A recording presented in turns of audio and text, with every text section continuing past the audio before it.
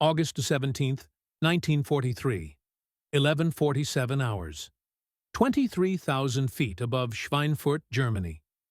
Lieutenant Robert Hayes stared at the painted woman on the nose of his B-17 through the bombardier's window, a blonde in a red dress who'd been christened Lucky Lady 3 months earlier. Outside, the sky had turned black with flak bursts. Shrapnel punched through the fuselage with sounds like hammers on tin. German fighters were diving through the bomber formation, their cannon fire tearing apart flying fortresses that tumbled toward Earth, trailing smoke and flame. Hayes touched the glass, where Lucky Lady's painted face smiled up at him, oblivious to the chaos. His gloved finger left a smudge on the plexiglass. "Keep us alive, baby," he whispered into his oxygen mask. "Just get us home." The superstition was irrational, and Hayes knew it. Paint on aluminum couldn't stop flak or deflect bullets. The blonde woman with the impossible figure and the come-hither smile was just pigment applied by Tony Starcer, an armorer who'd been an art student before the war. But Hayes had touched that painted face before 16 previous missions, and he'd come home from all 16. Today would be 17. Today was Schweinfurt, the deepest penetration into Germany yet, the most heavily defended target. The mission everyone knew would be a bloodbath. Today, Hayes needed every bit of luck that paint and superstition could provide. 300 yards to his left, a B-17 called Dragon Lady took a direct hit from an 88mm shell. The bomber exploded instantly, becoming a fireball that consumed 10 men before any of them could reach their parachutes. Hayes watched pieces of the aircraft tumble through the formation. A wing section, the tail assembly, something that might have been a body. Dragon Lady's nose art had featured a redhead in a green dress breathing fire. The painted woman hadn't saved her crew, but Hayes touched his glass again anyway, because what else could he do at 23,000 feet while German shells were trying to kill him? When graffiti became guardian angels, the tradition had started casually, almost accidentally, during the summer of 1942 when the 8th Air Force was establishing its bomber bases across England. Crews were arriving from the United States with brand new B-17s and B-24s painted in standard olive drab camouflage. Anonymous machines identified only by serial numbers stenciled on tails and fuselages. The bombers were identical, except for minor variations in equipment, making it difficult for crews to identify their specific aircraft quickly during the chaos of mass takeoffs when dozens of bombers were launching simultaneously. Someone, nobody remembered exactly who, though several different bomber groups claimed the distinction, solved the identification problem by painting a name on his aircraft nose in large letters visible from a distance. The name was followed quickly by artwork to accompany it, because names alone seemed insufficient personalization for machines that crews were entrusting with their lives. The designs followed informal conventions that everyone understood without needing written guidelines. Pin-up girls represented roughly 60% of all nose art. Women in various states of dress, ranging from modest to provocative, but rarely crossing the line into explicit nudity that would violate military decency standards. The women were always attractive, usually smiling, often posed in ways that suggested sexuality without depicting actual sexual acts. They existed in fantasy realm where femininity was uncomplicated and universally appealing. Cartoon characters made up another 20%.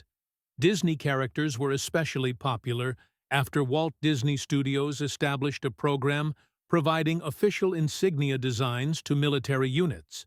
Bugs Bunny appeared frequently, as did Donald Duck, and various original cartoon creations that crews invented.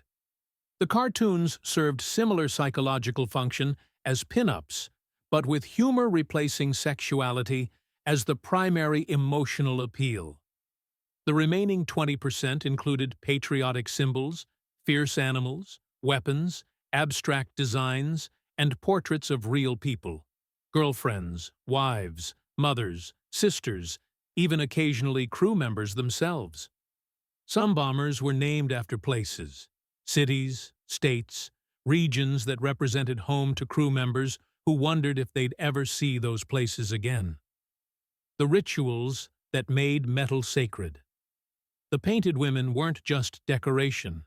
They became focus of elaborate superstitious rituals that crews developed and maintained with religious fervor. The transformation from artwork to spiritual talisman happened gradually, but inevitably, as crews flew repeated missions and discovered that survival depended on luck as much as skill or equipment. The statistics were brutal, and everyone knew them. During 1943, loss rates averaged approximately 4% per mission. A cruise tour was set at 25 missions, the number required before rotation back to the United States. Simple mathematics revealed the ugly truth. 4% losses per mission meant approximately 36% probability of completing the required tour. Worse than a coin flip. Worse than Russian roulette with 2 bullets in the cylinder. These odds weren't abstract numbers discussed in planning rooms. Every crew watched other bombers go down during every mission. They saw aircraft explode from direct hits, saw them spiral toward Earth with engines trailing flame, saw parachutes blossoming, or failing to blossom, as men bailed out of dying machines. The violence was immediate, visible, and psychologically devastating in ways that ground combat rarely achieved. Infantry soldiers were killed by bullets and shells they never saw coming. Bomber crews watched their friends die in front of them, and knew their own deaths might come the same way on the next mission. The painted women became psychological anchors that helped crews manage fear that was entirely rational. Lieutenant Hayes and his crew on Lucky Lady developed specific ritual. Before every mission, all 10 crew members would gather beneath the nose art. Each man would touch the painted woman's face, always the face, never other body parts that might seem disrespectful, and silently articulate a prayer or wish.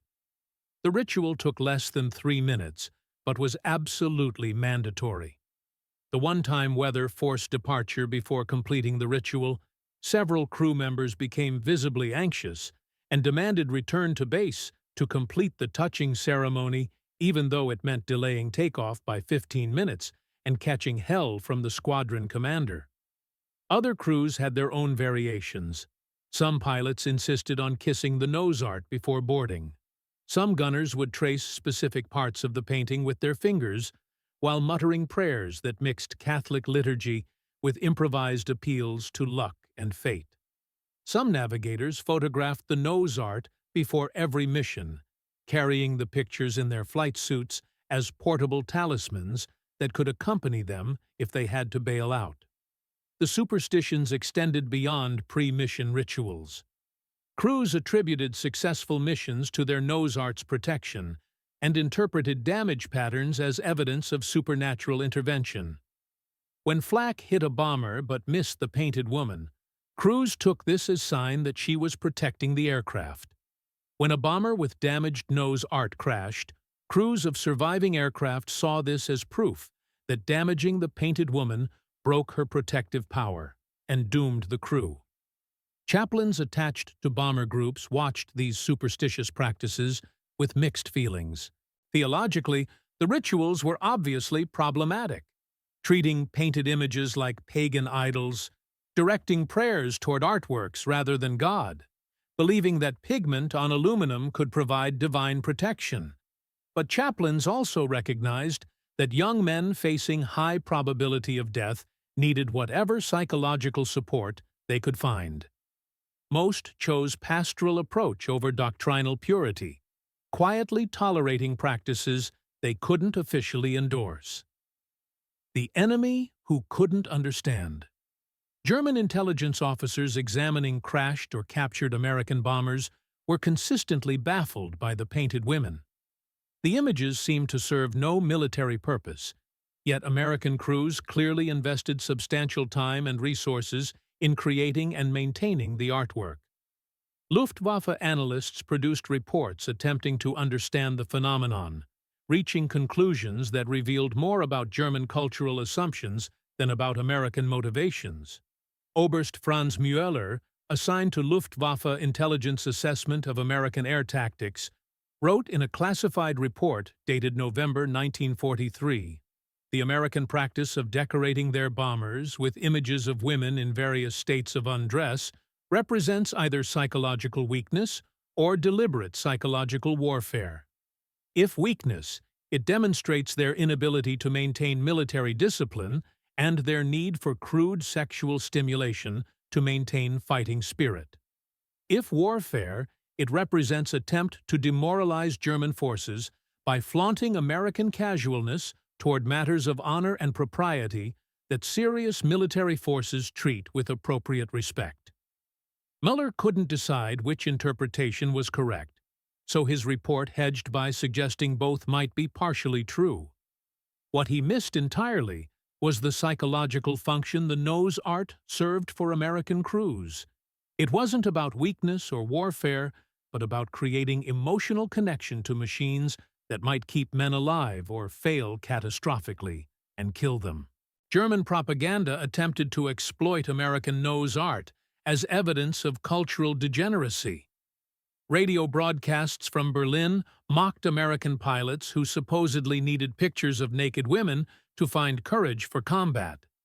Propaganda leaflets dropped on American positions featured photographs of captured bombers with derisive commentary about American obsession with frivolous sexuality, while serious German soldiers fought with disciplined determination. But the propaganda backfired in ways that German psychological warfare specialists failed to anticipate. German soldiers who saw the photographs often found the nose art appealing rather than disgusting. The pin-up aesthetic transcended political ideology. Attractive women were attractive regardless of whether they were painted on enemy aircraft. Some German troops collected photos of American nose art the way they collected other war souvenirs, fascinated by the craftsmanship and creativity that went into the designs. Luftwaffe pilot Hans-Joachim Marseille, one of Germany's top aces before his death in September 1942, had written in his diary about encountering American bombers with elaborate nose art during operations in North Africa. The Americans paint women on their bombers, beautiful women who smile even while the machines carry death to our forces below. There is something profoundly American about this, though I cannot articulate exactly what. They bring femininity to war, beauty to violence, humor to circumstances that Germans treat with grim seriousness. Perhaps this gives them advantage we fail to recognize. Marseille was killed in a flying accident before he could develop this observation further, but his insight captured truth that German military culture struggled to acknowledge. The nose art represented characteristically American approach to warfare that combined serious military purpose with individual expression, humor, and refusal to treat war as totally consuming activity that eliminated all other aspects of human personality. Black Thursday and the women who watched the mission to Schweinfurt on August 17, 1943, became known as Black Thursday among 8th Air Force crews, a designation that reflected the catastrophic losses suffered during the deepest penetration raid attempted to that point in the war. 331 bombers launched that morning to attack ball-bearing factories at Schweinfurt and aircraft plants at Regensburg. German defenses were waiting with 600 fighters and extensive flak batteries that turned the sky over Germany into killing zone where survival was more luck than skill. Lieutenant Hayes flew Lucky Lady through formation that was being systematically destroyed around him. He watched bombers explode, saw them break apart in mid-air, counted parachutes that emerged from stricken aircraft, sometimes many, sometimes just a few, sometimes none at all, when aircraft exploded too quickly for crews to bail out. The bomber on his right wing took cannon fire that killed the pilot and co-pilot simultaneously, sending the aircraft into uncontrolled dive that nearly collided with Lucky Lady before it spiraled away toward Earth 3 miles below. Hayes touched the painted woman's face again through the bombardier's window, a gesture that had become compulsive rather than ritualistic. His logical mind knew the superstition was ridiculous. They were surviving because their position in formation happened to make them less vulnerable to fighter attacks that were concentrating on bombers at the formation edges. But his emotional mind kept returning to the painted face, kept seeking reassurance from artwork that represented hope in circumstances that seemed designed to eliminate hope entirely. Lucky Lady took multiple hits during the Schweinfurt mission.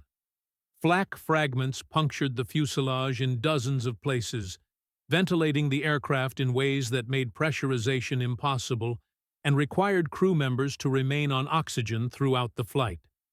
One engine was hit and had to be shut down. The tail gunner took shrapnel wounds serious enough to require morphine.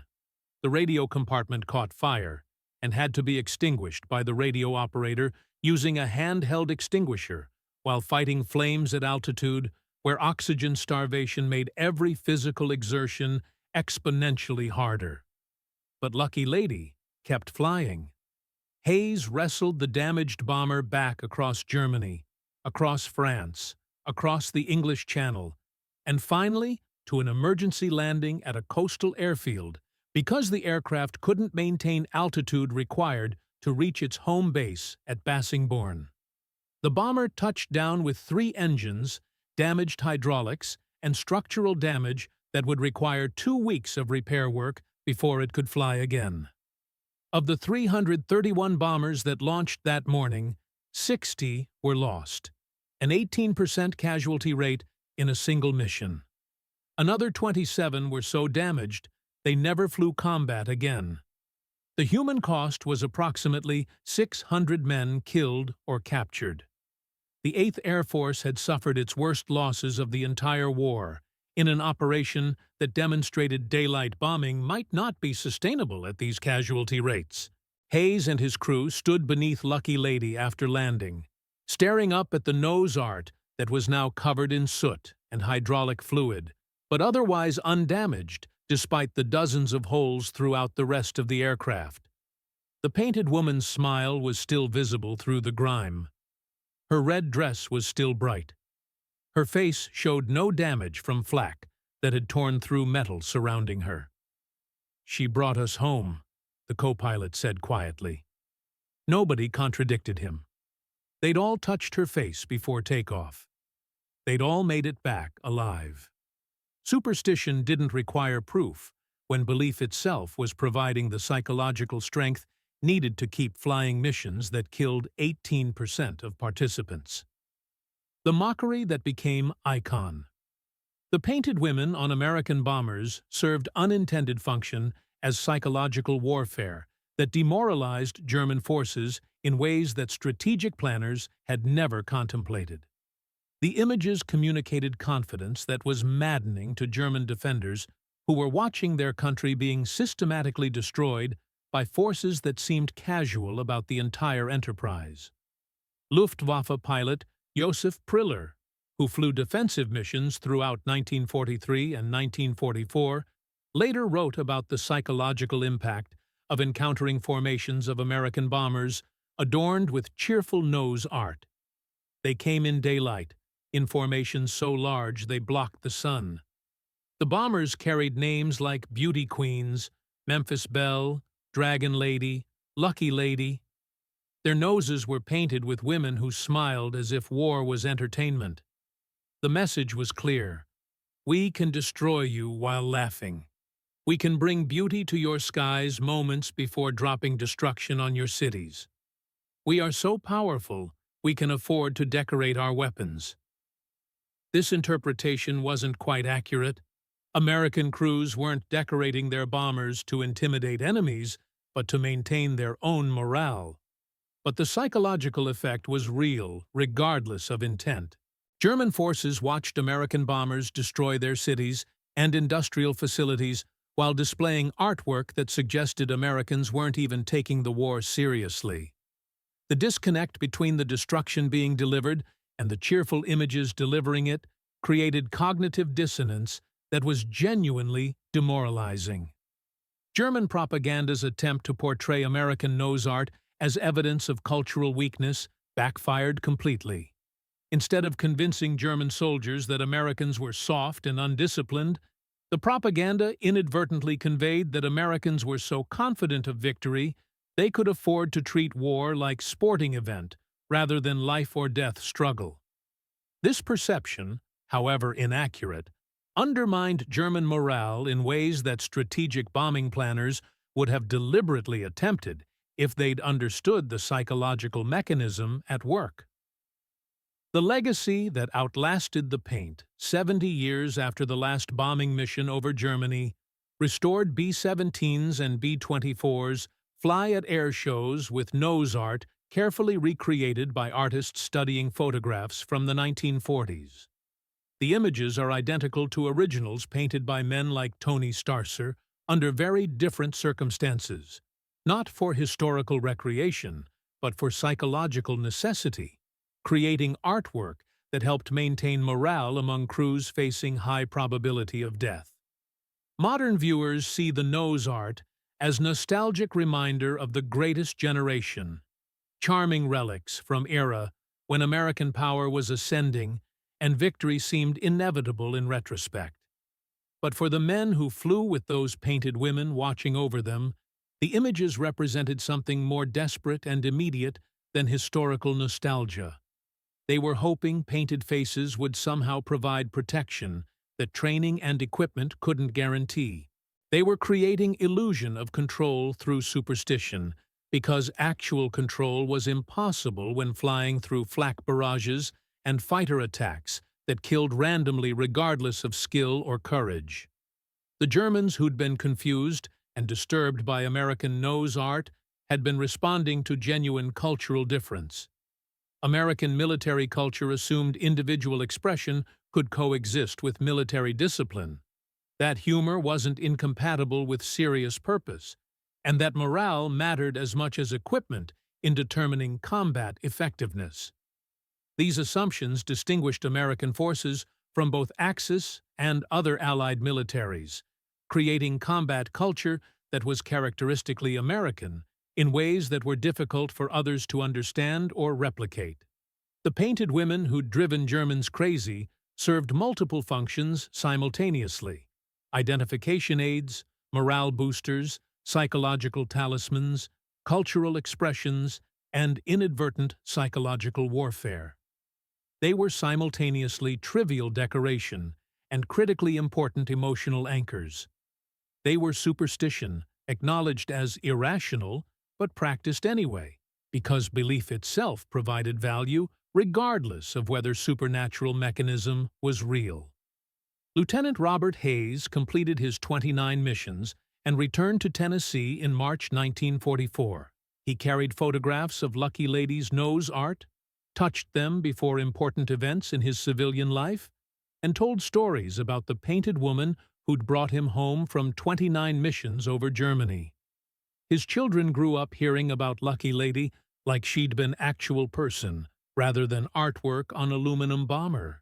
His grandchildren inherited the photographs and the stories, passing them forward through generations who never experienced combat, but understood that their grandfather had survived circumstances that killed many of his peers, partly through skill and courage, but also through luck that he'd chosen to believe was channeled through painted woman smiling from bomber nose. The superstition was irrational, but Hayes had survived. Lucky Lady had brought him home 29 times. Paint on aluminum couldn't provide protection, except that maybe it could, if belief in protection helped maintain psychological resilience that kept crews functioning effectively during combat. that would have broken men who lacked whatever psychological supports they could find. The painted women didn't save lives through supernatural intervention. They saved lives by helping maintain morale and combat effectiveness among men facing circumstances that should have destroyed anyone's ability to keep fighting. The Germans never understood this. They saw weakness where there was actually strength, psychological resilience built through cultural practices that acknowledged human need for hope, beauty, and illusion of protection, even in circumstances that seemed designed to eliminate all three. The painted women drove Germans crazy because they represented American approach to warfare that was simultaneously serious and irreverent, deadly and playful, professional and deeply personal. They were America's secret weapon, not because paint provided protection, but because belief in protection helped maintain fighting spirit that won wars as surely as steel and explosives.